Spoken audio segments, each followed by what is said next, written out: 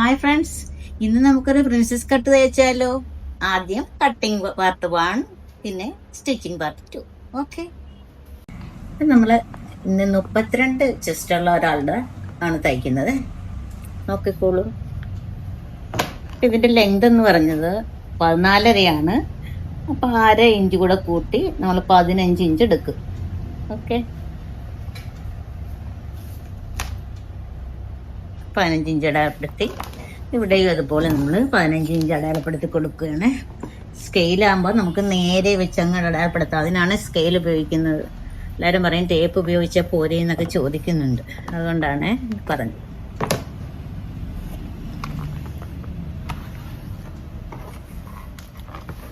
ഇനി നമ്മൾ ചെസ്റ്റ് 32 അപ്പോൾ നമ്മൾ 8 ഇഞ്ച് അടയാളപ്പെടുത്തി കൊടുക്കും. ഇത്തരമൊക്കെ അവരങ്ങനെ ചെയ്യുന്നു. പിന്നെ 2 ഇഞ്ച് തയ്യൽ തുമ്പ്, ബോഡി വണ്ണം 25 26 6.5 2 ഇഞ്ച് തയ്യൽ തുമ്പ്.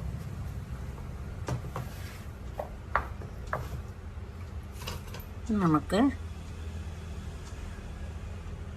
കൈക്കുഴി 6,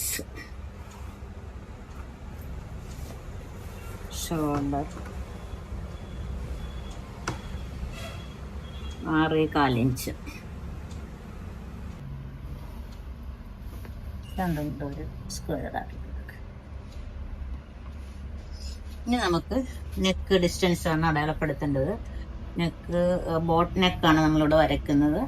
3.5 ഇഞ്ച് മതി എന്നൊരു പറഞ്ഞിട്ടുണ്ട് വൈഡ്. 3.5 ഇഞ്ചാണ് നമ്മൾ എടുക്കുന്നത്. ഡെപ്തും അത് തന്നെ 3.5 ഇഞ്ച്. 3.5 ഇഞ്ച് മാറ്റി.